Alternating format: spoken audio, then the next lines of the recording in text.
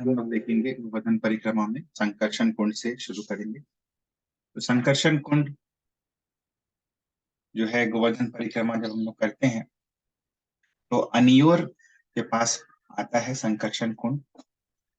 और ये संकर्षण कुंड जैसा नाम है, बलराम जी के लिए ये संकर्षण कुंड जाना जाता है। और संकर्षण कुंड पहले बहुत ही विशाल हुआ करता था और बहुत ही सुंदर सुंदर घाट हुआ करते थे, लेकिन अभी एक छोटा सा कुंड ही रह गया है। और कहते हैं आदि वराह पुराण में कि जो भी यहाँ स्नान करता है वो गो हत्या के पाप से भी निवृत्त हो जाता है। तो ये है संकर्षण कुंड। आगे चलेंगे गौरी कुंड या गौरी तीर्थ।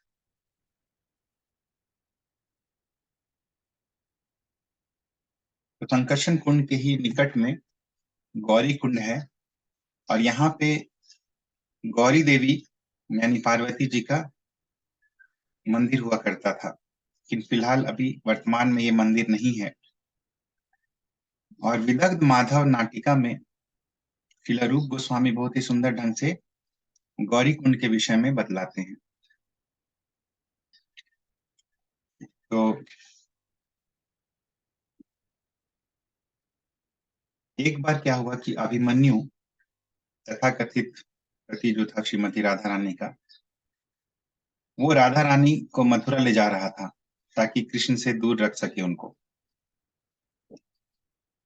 और जाने से पूर्व पौर्णमासी देवी जो है उनका आशीर्वाद लेने के लिए वो जा रहा था।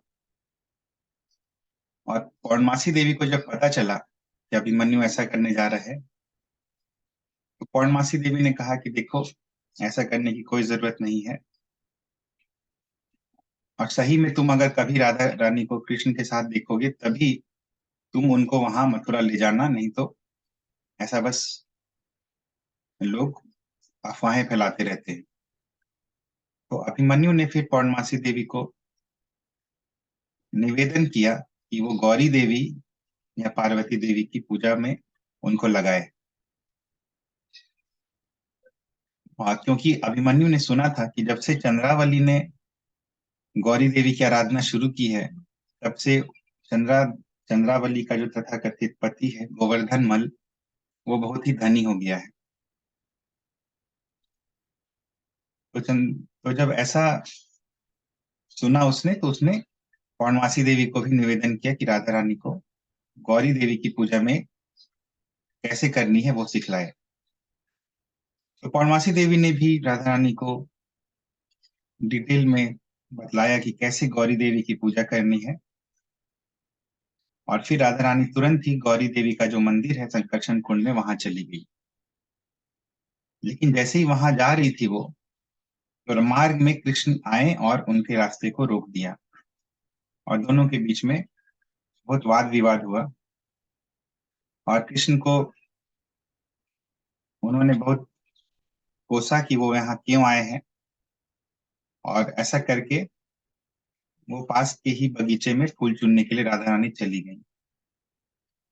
इधर अभिमन्यु को पता चला कि राधा और कृष्ण गौरी कुंड में दोनों हैं, तो वो अपनी माता जटिला के साथ गौरी कुंड के लिए चल पड़े ताकि राधा रानी और श्री कृष्ण को रंगे हाथों पकड़ सके। तो कृष्ण को जैसे ही पता चला कि अभिमन्यु आ रहा है जटिला के साथ, तो वो तुरंत ही गौरी देवी का जो मंदिर है वहां चले गए अंदर। और गौरी देवी के ही परिधानों में अपने आप को सजा लिया, उनका ड्रेस पहन लिया और गौरी देवी के सामने वो खड़े हो गए। और राधा रानी फिर मंदिर के अंदर जब प्रवेश की पूजा करने के लिए, फूल इत्यादि चुन के लाई थी, तो वो गौरी देवी का पूजा करने लगी। तो अभिमन्यु और जटिला भी वहां पे आए। उनको लगा कि राधा और कृष्ण वहां पे रहेंगे एक साथ। तो अभिमन्यु खूब तेज आवाज में बोला कि आज मैंने तुम लोग दोनों को पकड़ लिया है। और अभिमन्यु की ये आवाज सुनकर राधा रानी जो है वहीं पे मूर्छित होकर गिर पड़ी। तो गिर पड़ी वहां पे, और उसी समय जटिला और अभिमन्यु जटिला ने अभिमन्यु से पूछा कि ये दिव्य प्रकाश कहाँ से आ रहा है। तो अभिमन्यु ने कहा कि गौरी देवी के विग्रह से ये दिव्य प्रकाश आ रहा है। उस समय गोपियां भी वहां आ गई और उन्होंने अभिमन्यु की सराहना की कि उन्होंने राधा रानी को गौरी देवी के वर्शिप में, पूजा में लगाया है। और फिर गोपियों ने कहा कि देखिए गौरी देवी कितनी प्रसन्न है राधा रानी से, कि वो विग्रह से निकल आई हैं और साक्षात हमारे सामने खड़ी हैं। तो राधा रानी तो मूर्छित वहां पे गिरी गिरी हुई थी। तो राधा रानी को इस प्रकार देखकर अभिमन्यु को लगा कि वो दंडवत प्रणाम कर रही हैं गौरी देवी को। और गोपियों से अभिमन्यु ने पूछा कि ये राधा रानी क्या वरदान मांग रही हैं गौरी देवी से। तो उसी क्षण गौरी देवी जो हैं, जो कृष्ण बने थे, वो बोलना शुरू कर दिए कि हे साहसी अभिमन्यु, राधा रानी मुझसे ये मांग रही थी कि जो विपदा तुम्हारे सर पे अभी आई हुई है, जो महान विपदा तुम्हारे सर पे आई हुई है, उसको कैसे हटाया जाए। तो जब अभिमन्यु ने ऐसा सुना तो वो भयभीत हो गया। वो पूछने लगा डर के मारे कि हे गौरी देवी, ऐसी क्या विपदा मेरे सर पे आई है। तो गौरी देवी ने वृंदा देवी को इसके बारे में डिटेल में कहने के लिए कहा। और वृंदा देवी ने अभिमन्यु को कहा कि कंस जो है वो आपका सर काटने के का प्लान बना रहा था और शिव जी को अर्पित करने के लिए आपका सर वो काटना चाह रहा था। तो जब ऐसे वृंदा देवी के मुख से सुना तो जटिला भी बहुत भयभीत हो गई और उन्होंने गौरी देवी से प्रार्थना की कि उनके पुत्र को इस महान विपदा से बचा ले। और उस समय राधा रानी को भी होश आ गया, वो भी खड़ी होकर प्रार्थना करने लगी। और तब गौरी देवी ने राधा रानी से कहा कि आपने जो वरदान मांगा है वो बिल्कुल संभव नहीं है, ऐसा नहीं हो सकता है। तो राधा रानी और प्रार्थना करने लगी कि वो अपने स्वामी के बिना नहीं रह पाएंगी। तो गौरी देवी ने कहा कि बहुत बड़े बड़े योगी ऋषि मुनि की भी प्रार्थनाओं में वो ज्यादा रुचि नहीं रखती हैं, लेकिन क्योंकि राधा रानी इतने प्रेम और भक्ति से भरी हुई हैं, इसीलिए वो विवश होकर उनको आशीर्वाद देने के लिए विवश हैं एक्चुअली। लेकिन केवल एक ही शर्त है कि वो कभी व्रज को छोड़ के ना जाएं और हमेशा उनकी पूजा करती रहे। तो अभिमन्यु ने जैसे ही ये सुना तो तुरंत उसने गौरी देवी से कहा कि कभी भी राधा रानी को व्रज से दूर लेके नहीं जाएंगे और हमेशा उनकी सेवा करेंगे। और जटिला ने भी राधा रानी की बहुत प्रशंसा की कि किस प्रकार उसने उनके पुत्र अभिमन्यु की के जीवन को बचाया। और वृंदा देवी ने फिर अभिमन्यु से कहा यदि कोई पुरुष अपनी पतिव्रता पत्नी को झूठ मूठ का यदि इस प्रकार लांछन लगाता है तो उसका जो जीवन है वो स्वतः कम हो जाता है। और गौरी देवी ने भी राधा रानी के विषय में अभिमन्यु को बतलाया कि राधा रानी जो है ये साक्षात उसके लिए लक्ष्मी स्वरूपा है और कभी भी उन पे अविश्वास न करे। और अभिमन्यु ने फिर अपनी माता से कहा कि हम लोग को जल्दी ही घर चल जाना चाहिए और राधा रानी को मथुरा ले जाने के लिए जितनी भी व्यवस्थाएं की हैं हमने उसे कैंसिल कर देना चाहिए। तो ये पूरी लीला जो है यहाँ पे गौरी कुंड के पास हुई थी। आगे चलते हैं हम लोग सुरभि वन। तो गोविंद कुंड के चारों तरफ एक बहुत ही सुंदर वन है जिसको सुरभि वन कहते हैं। सुरभि वन इसलिए कहते हैं क्योंकि ये स्थान जो है सुरभि गायों से हमेशा घिरा हुआ रहता है, जो कि यहाँ पे जो घास है वो चरती रहती हैं। और इसी स्थान के पास इंद्र, जो कि स्वर्ग का राजा है, उन्होंने श्री कृष्ण का अभिषेक किया था। और सुरभि वन के पास एक बहुत ही प्राचीन मंदिर है मदन मोहन देव का।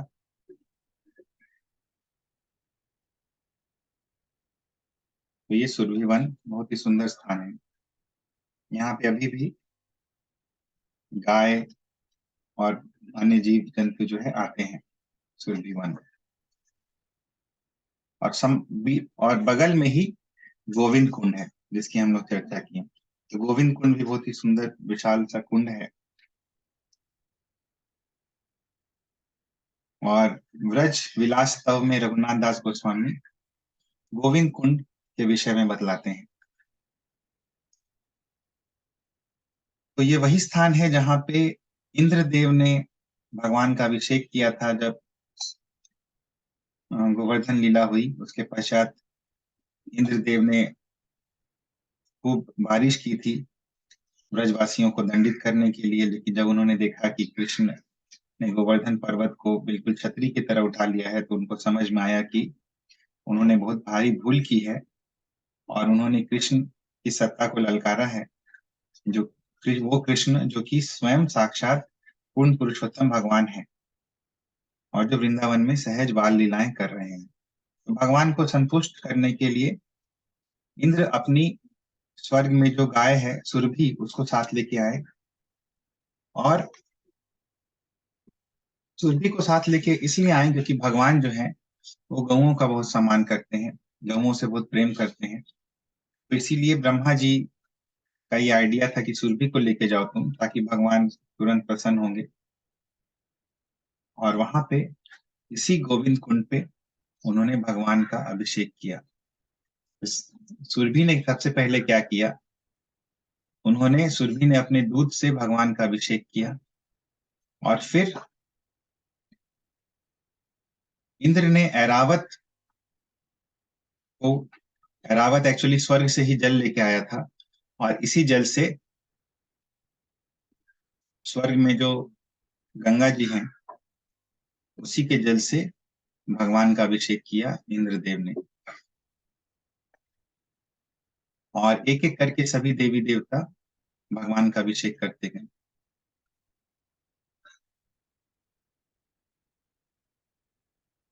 तो ये जितना भी जल जमा हुआ, इससे एक कुंड का निर्माण हुआ, इसे गोविंद कुंड के नाम से हम लोग जानते हैं।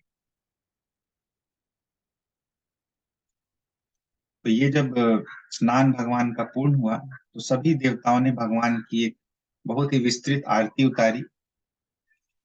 और ब्रह्मा जी सामने आए और उन्होंने एक स्वर्ण मुकुट जो है भगवान के सर पे रखा। और ब्रह्मा जी ने कहा कि आप जो हैं, आप ही वास्तविक इंद्र हैं सभी देवताओं के और सभी जीव जंतुओं के, और ऑफ कोर्स सभी गायों के। तो इसीलिए भगवान का एक नाम पड़ा गोविंद, सभी गायों के इंद्र। और इसके पश्चात ब्रह्मा जी, इंद्रदेव और सभी देवी देवता अपने अपने स्थान को चले गए। कुछ समय के पश्चात अपने बछड़ों के साथ सभी ग्वाल बाल वहां पे आए गोविंद कुंड में। और उन्होंने देखा कि वहां पे बहुत तरह के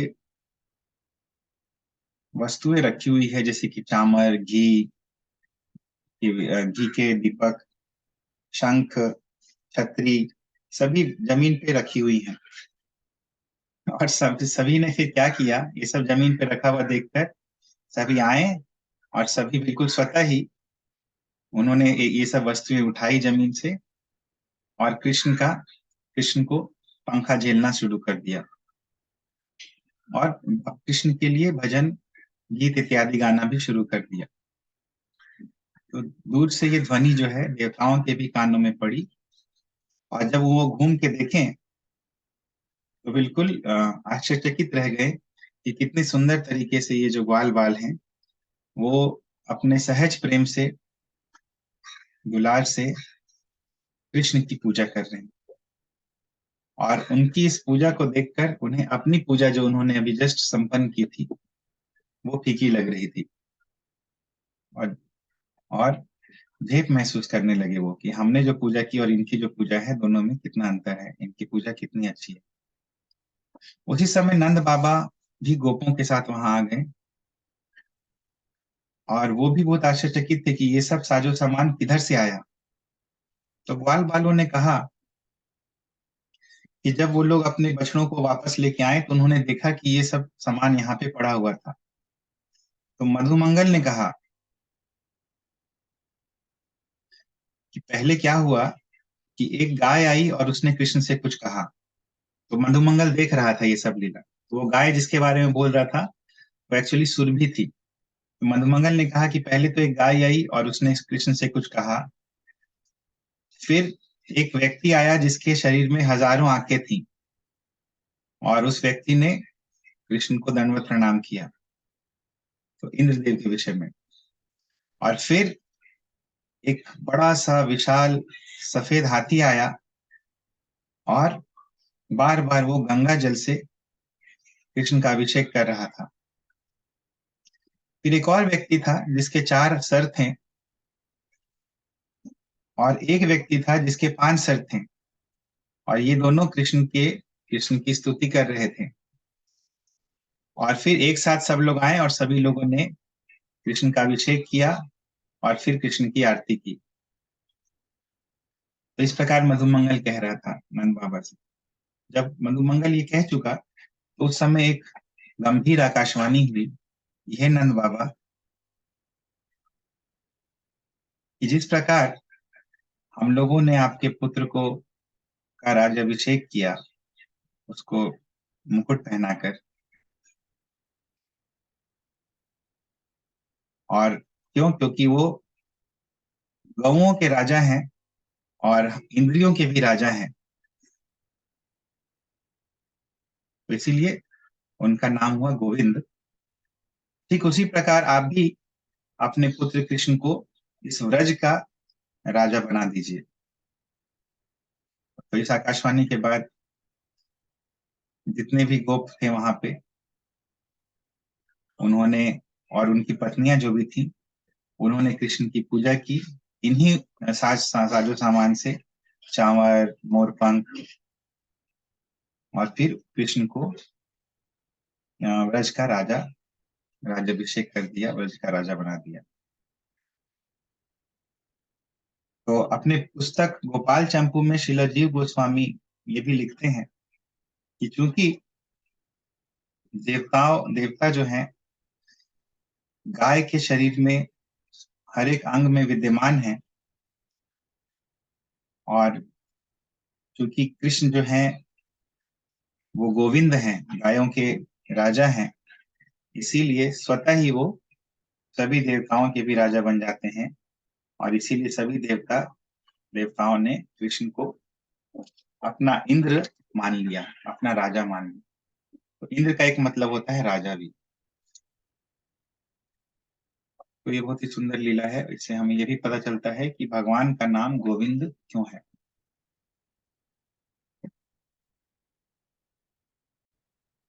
आगे है माधवेंद्रपुरी का भजन कुटीर। तो एक वृक्ष के नीचे माधवेंद्रपुरी भजन किया करते थे, हम लोग ये देखे थे। और कृष्ण वहां पे गो बालक बन के आए थे और उनको एक लोटा दूध दिया था। उसी शाम को माधवेंद्रपुरी को स्वप्न आया, जब वही बालक जो है वो फिर से आया और उन्होंने वो स्थान दिखलाया जहाँ पे गोपाल का विग्रह जो है वो जमीन के अंदर था। और माधवेंद्रपुरी ने स्थानीय निवासियों के साथ उस स्थान की खुदाई की और फिर वहां से गोपाल जी के विग्रह को निकाला और गोवर्धन के ऊपर मंदिर की स्थापना की। तो यही वो भजन कुटीर है माधवेंद्रपुरी का, जहाँ पे श्री कृष्ण जो है वो प्रकट हुए थे। आगे चलेंगे, गोपाल मंदिर। तो ये जो गोपाल मंदिर है, ये जो गोविंद जी का मंदिर है जयपुर में, वहां पे जो गोस्वामी हैं उनके द्वारा ये मंदिर मैनेज होता है, गोपाल मंदिर। और जस्ट माधवेंद्रपुरी के भजन कुटीर के बगल में ये गोपाल मंदिर है। और थोड़ी आगे में इंद्र टीला है, गोविंद कुंड के बगल में, जहाँ पे जब अभिषेक हो रहा था भगवान का, तो ब्रह्मा जी, इंद्रदेव और बाकी देवी देवता जहाँ पे खड़े थे, तो वही स्थान जो है इंद्र टीला है। तो ये इंद्र टीला जल्दी दिखता नहीं है क्योंकि आसपास अभी बिल्डिंग्स आ गए हैं कुछ। और आगे जाएंगे तो राधा गोविंद जी का मंदिर है। तो राधा गोविंद जी का जो मंदिर है, ये मंदिर वज्रनाभ के द्वारा इसके विग्रह स्थापित हुए थे। तो ये भी आगे आता है परिक्रमा के समय। और थोड़ा आगे एक नीप कुंड है। नीप, नीप यानी कि कदम, कदम के वृक्ष को ही नीप का वृक्ष कहते हैं। तो पुराने समय में ये स्थान जो है बहुत सारे कदम के वृक्षों से घिरा हुआ था, इसीलिए इसका नाम था नीप कुंड। और कृष्ण और ग्वाल बाल यहाँ आते थे, अपना मध्याह्न का भोजन करते थे, दोपहर का, इस कुंड के तट पर। और इस कदम का जो वृक्ष है, उसके पत्तों से वो कुपी बनाते थे, कौन कप्स बनाते थे, जिसमें कि वो कुछ मट्ठा छाछ इत्यादि पीते थे। तो यहाँ पे भी लीलाएं हुई हैं। तो एक बार गोपियां जो है इसी मार्ग से जा रही थी, और उनके सर पे बहुत सारा मक्खन, दही इत्यादि था। और कृष्ण एकाएक झाड़ियों के बीच से प्रकट हो गए, और उन्होंने उनका रास्ता जो है रोक लिया, और मक्खन, दही इत्यादि कर के रूप में मांगने लगी। तो गोपियों ने कृष्ण को धुतकारा और कहा कि हम लोग राजा कंस से ये सब बतला देंगी। तो कृष्ण ने कहा कि वो कंस से कुछ भी भयभीत नहीं है, और भविष्य में वो उसे मारेंगे, जान से मार देंगे, और उसका जो मृत शरीर है उसको गोवर्धन पर्वत के पास फेंक देंगे। तो कृष्ण की ये बातें सुनकर गोपियां हंसने लगी, और अपने पात्रों को, अपने बर्तनों को, जिसमें कि दूध, मक्खन, दही इत्यादि था, वो जमीन पे रखी और वापस अपने घर लौट आई। और कृष्ण ने अपने जितने भी सखा थे वहां पे, उनको ये मक्खन, दही इत्यादि खिलाया। और इन्हीं कदम के वृक्षों से पत्ते तोड़कर सबको परोसा गया, दही और मक्खन। तो नीप कुंड में ये लीला हुई थी। राधा गोविंद मंदिर के बगल में ही है ये। आगे चलेंगे तो आगे डोका दाऊ जी का मंदिर है। डोका दाऊ जी का मंदिर, दाऊ जी मतलब कि बलराम जी। तो डोका दाऊ जी मतलब बलराम जी ही हैं। और यहाँ की लीला जो है इस प्रकार है कि एक बार बलराम जी गोवर्धन पर्वत पर ऐसे ही विचरण कर रहे थे, और उन्होंने दूर से कृष्ण को चंद्र सरोवर में देखा, जब वो गोपियों के साथ रासलीला कर रहे थे। तो बलराम जी जो हैं वो झुक गए, और कृष्ण को देखकर, कृष्ण किस प्रकार नृत्य कर रहे हैं, कितने सुंदर सुंदर भाव भंगिमाएं प्रकाशित कर रहे हैं, उनको देखकर वो भी नाचने लगे। नहीं नहीं, कृष्ण को देखकर नाचते हुए वो बहुत ही ध्यान पूर्वक देखने लगे भगवान की लीलाओं को, जैसे जैसे कृष्ण नृत्य कर रहे थे गोपियों के साथ, और इतने ध्यान से देखने लगे कि इस विग्रह का नाम हो गया दोका दाऊजी। दोका मतलब देखा, तो उसी से अपभ्रंश होके दोका दाऊजी। तो गोवर्धन पर्वत के ऊपर है ये दोका दाऊजी का मंदिर। और ये जो स्थान है दोका दाऊजी का मंदिर, गोवर्धन पर्वत हम लोग चर्चा किए थे, ये मोर के समान है इसकी आकृति। तो जहां से मोर का पूंछ शुरू होता है, दोका दाऊजी वही स्थान है। और गौड़ीय वैष्णव क्योंकि नहीं जाते हैं, गोवर्धन पर्वत के ऊपर नहीं चढ़ते हैं वो लोग, तो इसीलिए वो दूर से ही दोका दाऊजी को प्रणाम करते हैं, दंडवत। और दोका दाऊजी के मार्ग में ही एक पत्थर है जिस पे बलराम जी का मुकुट अंकित है, और इसीलिए इसको मुकुट शिला कहते हैं, बलराम मुकुट शिला। तो ये है दोका दाऊजी और मुकुट शिला।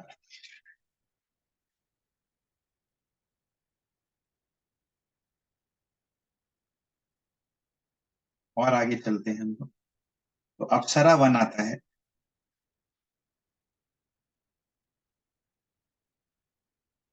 तो पूर्वी दिशा में ये अप्सरा वन जो है गोवर्धन पर्वत का बाउंड्री बनाता है।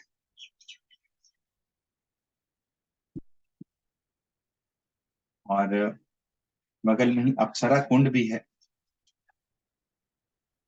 और अप्सरा वन और अप्सरा कुंड इस स्थान का नाम है। यहाँ पे जो लीला हुई है उसको देखते हैं। तो गोवर्धन पर्वत का जो सबसे दक्षिण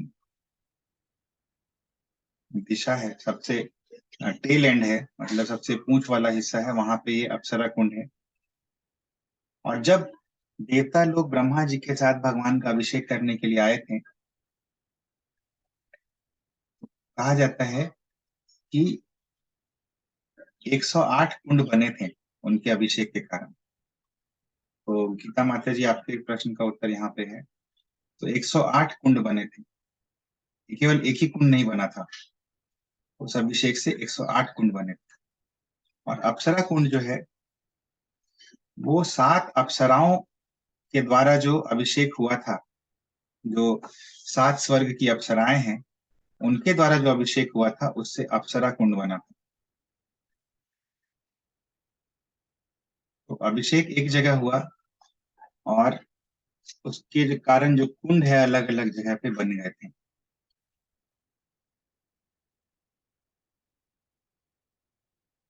तो विष्णु धर्मोत्तर में, ये एक वैदिक ग्रंथ है विष्णु धर्मोत्तर, उसमें विष्णु जी के 24 अवतारों के बारे में कहा गया है। और ये जो 24 अवतार हैं, ये इस अप्सरा कुंड के पास में नित्य लीला करते रहते हैं। कृष्ण जो है यहाँ पे ग्वाल बालों के साथ आते थे और कुछ न कुछ लीलाएं करते थे। एक बार उन्होंने इसी स्थान पर 12 भुजाओं वाले विष्णु का रूप जो है वो ले लिया गोपियों के समक्ष। और एक ग्वाल बाल जो है उसने गरुड़ का रूप लिया। एक और समय की बात है, कृष्ण ने वराह का रूप ले लिया। और जिस प्रकार वराह जो है वो जमीन खोदता है, उस प्रकार वो वराह का रूप लेके जमीन को खोदने लगे। और किसी और समय में कृष्ण ने यहाँ पे रामचंद्र का रूप लिया, और जो ग्वाल बाल हैं उन्होंने बंदरों का रूप लेके रामचंद्र और बंदरों वाली लीलाएं की। और जो वसंत रास होता है, वासंती रास, जो वसंत ऋतु में रास नृत्य होता है, वो भी इस अप्सरा कुंड के किनारे होता है। तो ये वो अप्सरा कुंड है।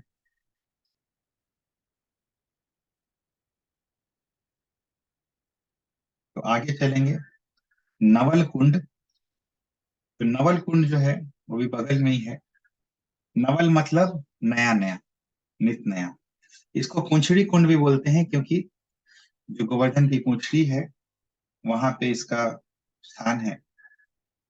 तो एक बार क्या हुआ कि राधा और कृष्ण जब नृत्य कर रहे थे इस कुंड के किनारे, तो इतने भाव विभोर हो गए कि वो पिघल गए इन दो कुंडों के रूप में। तो राधा और बाकी गोपियां जो हैं वो पिघल के अप्सरा कुंड बन गई, और कृष्ण जो हमेशा नित्य नव किशोर रहते हैं वो पिघल के नवल कुंड बन गए। तो गोवर्धन की पूंछ पे क्योंकि ये कुंड है इसीलिए इसको पूंछड़ी कुंड भी कहते हैं। तो अप्सरा कुंड और नवल कुंड। आगे चलते हैं, आगे आएगा नरसिंह मंदिर। एक छोटा सा पहाड़ी है नवल कुंड के किनारे, और इसी पहाड़ी के ऊपर नरसिंह देव का मंदिर है। ये जो विग्रह है नरसिंह देव का, कहा जाता है कि ये 1000 साल पुराना विग्रह है। काले पत्थर के विग्रह हैं। और केवल नरसिंह देव ही नहीं है इसमें, नरसिंह देव की गोद में हिरण्यकशिपु का जो चीर फाड़ कर रहे हैं नरसिंह देव, वो भी विग्रह है। हिरण्यकशिपु भी है उनके गोद में। और बगल में प्रहलाद महाराज को भी देखा जा सकता है। जनरली हिरण्यकशिपु नहीं दिखता है क्योंकि भगवान को वस्त्र ऐसा पहनाया जाता है, लेकिन पुजारी कभी कभार दिखा देते हैं।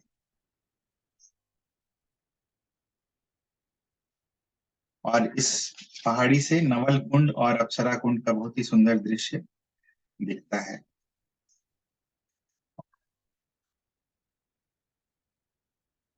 आगे जो है पुछड़ी का लोठा बाबा मंदिर है।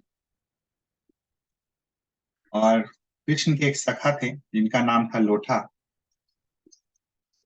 उनका यहाँ पे विग्रह है। और क्योंकि ये पुछड़ी गांव में पड़ता है इसीलिए इनको पुछड़ी का लोठा बाबा मंदिर भी कहते हैं। और ये जो विग्रह है ये बैठी हुई अवस्था में है। क्यों? उसके पीछे की लीला है कि लोठा नाम का उनका जो सखा था, उन्होंने कृष्ण के लिए बहुत ही अच्छा भोजन पकाया था एक दिन। तो भोजन पका के देने वाला था जाके, तभी उन्होंने देखा कि अक्रूर के रथ पे कृष्ण और बलराम बैठे हुए हैं और वो लोग मथुरा की तरफ जा रहे हैं।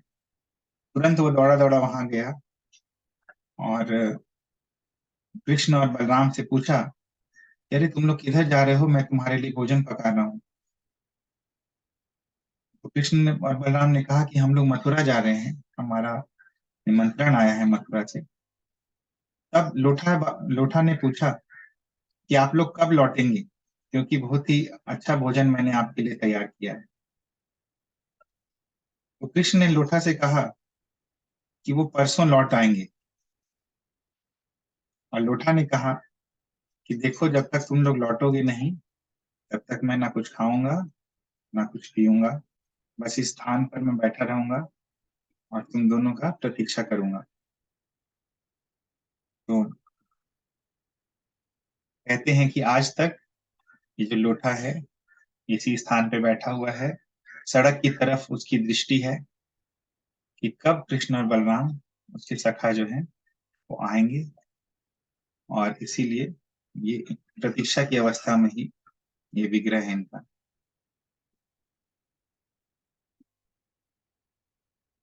तो ब्रजवासी लोग इनको हनुमान जी मानते हैं और इनको लौटेरा हनुमान कहते हैं।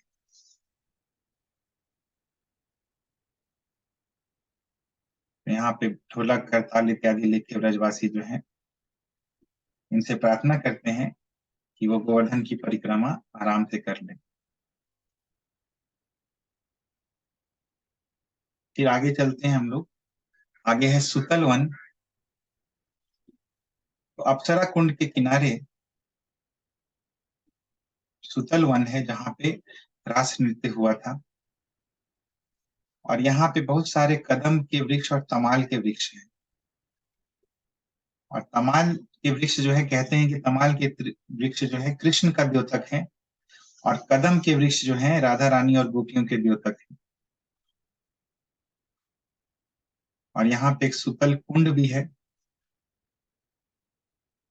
और एक गुफा भी है जिसको मणिकंडली गुफा भी कहते हैं। तो मणिकंडली गुफा, तो ये वो प्रसिद्ध गुफा है जहाँ पे राधा और कृष्ण जो है लीलाएं करते थे। और यहाँ पे एक कुटीर भी बनाया गया है। और इस कुटीर आ, ये जो गुफा है एक्चुअली, इस गुफा को राघव पंडित गोस्वामी अपनी भजन कुटीर के रूप में प्रयोग करते थे। तो ये राघव पंडित गोस्वामी कौन है? तो राघव पंडित गोस्वामी वही हैं जिन्होंने श्रीनिवास आचार्य और नरोत्तम दास ठाकुर को कहा, जिन्होंने श्रीनिवास आचार्य और नरोत्तम दास ठाकुर को व्रज मंडल का परिक्रमा करवाया था और सभी स्थानों के बारे में बतलाया था। तो भक्ति रत्नाकर में विस्तृत वर्णन आता है कि किस प्रकार राघव पंडित गोस्वामी ने नरोत्तम दास ठाकुर और श्रीनिवास आचार्य को ब्रजमंडल परिक्रमा करवाई थी। तो राघव पंडित गोस्वामी के बारे में कहा जाता है कि उनका शरीर जो है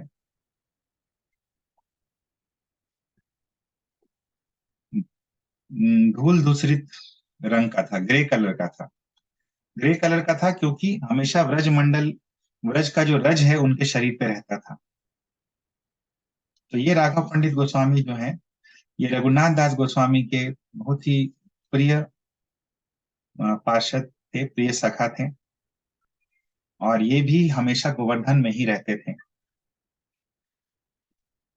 तो जब भी बंगाल से चैतन्य महाप्रभु के अनुयायी आते थे, बहुत ही प्रसन्न हुआ करते थे और उनको ब्रजमंडल का परिक्रमा करवाते थे। कौन? राघव पंडित गोस्वामी। तो राघव पंडित गोस्वामी और कोई नहीं है, ये एक्चुअली राधा रानी की सखी चंपक लता है, ऐसा गौर गणोदेश दीपिका में बतलाया गया है। चंपक लता सखी ही राघव पंडित गोस्वामी है, अष्टसखियों में से एक है। और थोड़ा आगे जाते हैं हम लोग, तो एक स्थान आता है, एक्चुअली ये गोवर्धन पर्वत के ऊपर है, पर्वत के साइड में है, जहाँ पे ऐरावत का चरण चिन्ह देखा जाता है।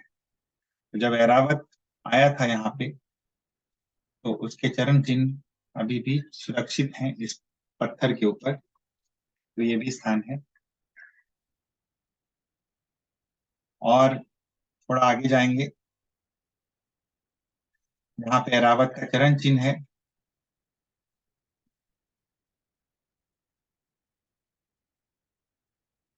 तो यहाँ पे एक लीला हुई थी।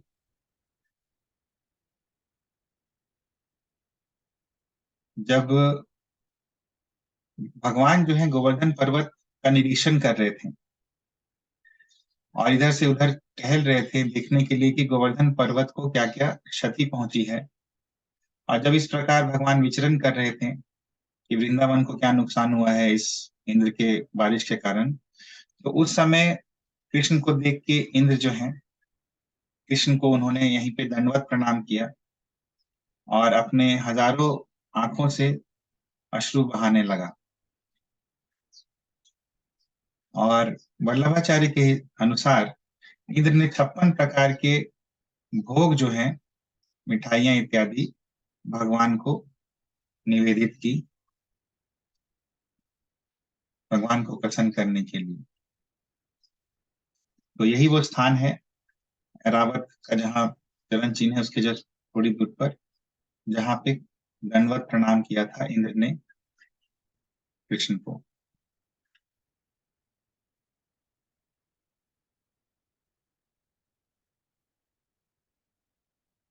तो वहां पे एक बना हुआ है मंदिर जैसा, नहीं एक स्ट्रक्चर बस बना हुआ है, ये दिखाने के लिए कि यही वो स्थान है।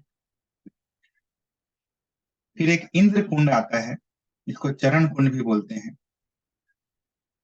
तो जनरली ये स्थान जो है नहीं दिखता है चरण कुंड, लेकिन मानसून में ये दिखता है। तो ये इंद्र कुंड या चरण कुंड, जहाँ पे अश्रुपात के कारण भगवान के चरण धोए थे उन्होंने अश्रुओं से, उसी को इंद्र कुंड कहा जाता है। चैतन्य महाप्रभु भी यहाँ पे थोड़ी देर रुके थे जब वो गोवर्धन की परिक्रमा कर रहे थे। तो थोड़ा आगे और जाएंगे तो कदम्ब वन आता है।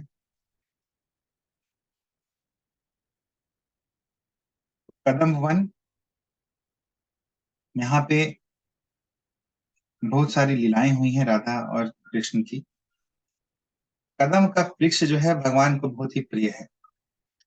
क्यों प्रिय है? क्योंकि इसका जो पीले रंग का फूल होता है, ये कृष्ण को राधा रानी का स्मरण कराता है। तो इसीलिए देखते हैं हम लोग, भक्त लोग भी जहाँ अवेलेबल होता है कदम के पुष्पों को भगवान को ऑफर करते हैं। और इसी कदम वन में सुरभि कुंड है, इंद्र कुंड है जिसके बारे में हम लोगों ने चर्चा की, और ऐरावत कुंड है। लेकिन वर्तमान में यहाँ से कदम के वृक्ष प्राय लुप्त हो चुके हैं। कदम वन। और आगे चलते हैं तो सुरभि कुंड आता है। तो इसी स्थान पर सुरभि ने, जिसको इंद्र साथ में लेके आए थे, उन्होंने कृष्ण के लिए स्तुतियां की थी और उनसे निवेदन किया था कि इंद्र को उनके अपराधों के लिए क्षमा कर दें।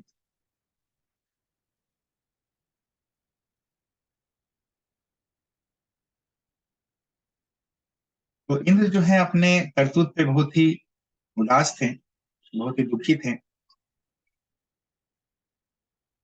जब उन्होंने ये पूरा किया था कार्य गोवर्धन लीला के समय में। और इतने दुखी थे कि जब वो वापस अपने महल में आए तो अपने कार्यों का संपादन भी नहीं कर पा रहे थे और अपनी पत्नी से कुछ बात भी नहीं कर पा रहे थे, सची देवी से। तो इंद्र का जो दुख है ये बृहस्पति के कानों पे भी पड़ा। बृहस्पति जो इंद्र के गुरुदेव हैं, और बृहस्पति इंद्र के महल में आए और इंद्र को उन्होंने कहा कि उन्होंने भगवान के प्रति बहुत ही बड़ा अपराध किया है। वो भगवान जो वृंदावन में इस समय अपनी लीलाओं को संपादित कर रहे हैं। तो बृहस्पति ने इंद्र को कहा कि वो ब्रह्मा जी से बात करें, और क्योंकि ब्रह्मा जी बहुत ही अनुभवी हैं और इस अपराध का कैसे निराकरण हो सकता है वो ब्रह्मा जी ही बतला सकते हैं। तो जब ब्रह्मा जी के पास गए इंद्रदेव, तो ब्रह्मा जी ने उनको सुरभि के पास भेजा। सुरभि जो सभी गायों की माता है, इसलिए क्योंकि गायें जो हैं कृष्ण को बहुत ही प्रिय हैं। तो सुरभि भी सहमत हो गई इंद्र की सहायता करने के लिए, और दोनों साथ में गोवर्धन पे आए कृष्ण को खोजते खोजते। और जिस समय कृष्ण गोवर्धन पे चल रहे थे, निरीक्षण कर रहे थे गोवर्धन का, तो उस समय सुरभि भी आगे आई और सबसे पहले सुरभि ने ही भगवान से निवेदन किया कि वो इस मूर्ख इंद्र को क्षमा कर दें। वो इंद्र जो कि रजोगुण और तमोगुण में लिप्त रहता है। तो सुरभि की प्रार्थनाओं को सुनकर कृष्ण का हृदय द्रवित हो गया और उन्होंने इंद्र के अपराध को क्षमा कर दिया। आगे आता है ऐरावत कुंड। तो जब ऐरावत ने गंगा जल से स्नान करवाया भगवान का, उससे जो कुंड बना,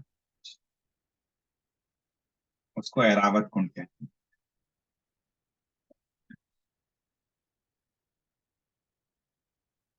तो ऐरावत जो गंगा जल लेके आया, उसको यहीं रखा उसने ऐरावत कुंड में, और फिर इसी गंगा जल से वो बार बार ला ला के गोविंद कुंड में भगवान का अभिषेक करता गया।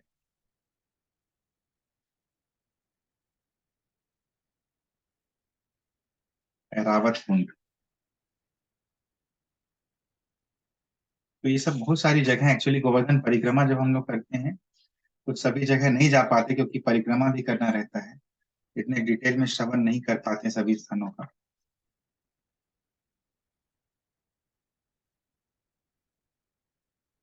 तो लेकिन अगर सुबह निकला जाए और फिर सभी स्थानों पर रुक रुक के शाम तक लौटने का अगर रहा, तो वैसे में हम लोग सभी स्थानों पे बैठ के भी चर्चा कर सकते हैं। और मार्ग में तो प्रसाद की व्यवस्था रहती है। तो आगे आता है रुदन कुंड, जिसको रुद्र कुंड भी कहते हैं। तो ये कुंड जो है शिव जी के द्वारा बनाया गया, और शिव जी राधा और कृष्ण के प्रति जब अत्यंत प्रेम का अनुभव कर रहे थे, तो उनके रोने के कारण, अश्रुपात के कारण इस कुंड का निर्माण हुआ। और रुदन कुंड के चारों, रुदन कुंड जो है बहुत ही विशाल है, और खासकर मानसून में हम लोग देखते हैं, बरसात के दिनों में इसका साइज जो है बढ़ जाता है। और उसके बगल में एक और कुंड है जिसका नाम है हरिजू कुंड, कृष्ण के एक सखा के नाम पे हरिजू कुंड। तो एक बार क्या हुआ, जब गोपियां कृष्ण का अत्यंत विरह का अनुभव कर रही थी, तो वो सभी इस कुंड के किनारे आई, और बहुत सारा रोने के कारण, बहुत रोने के कारण ये जो कुंड है उसका निर्माण हो गया। तो ये भी कथा आती है इस प्रसंग में। और यहाँ पे स्नान करना राधा और कृष्ण को बहुत ही पसंद था।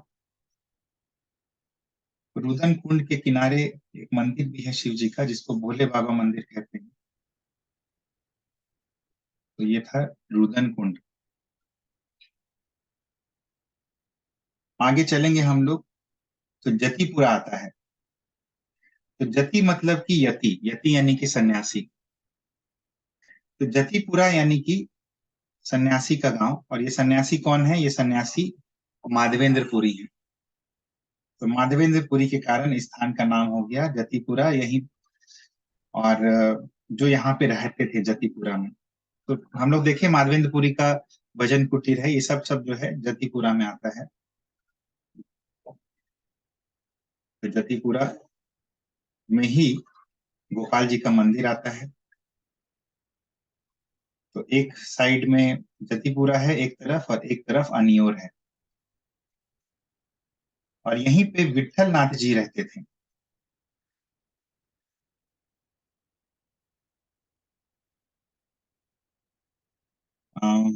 और विठल नाथ जी का को नियुक्त किया था रघुनाथ दास गोस्वामी ने इस मंदिर की सेवा करने के लिए, गोपाल राजा यानी गोपाल जी के मंदिर का सेवा करने के लिए। विठल नाथ जी का समाधि और उनके पिता वल्लभाचार्य का बैठक दोनों यहाँ पे है। तो रुदन कुंड के बगल में भोले बाबा का मंदिर है, और वहां पे विठल नाथ जी का समाधि भी है जतिपुरा में।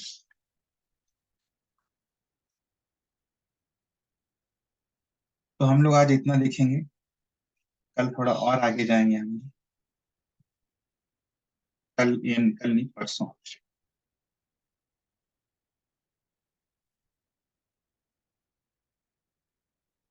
गोवर्धन परिक्रमा की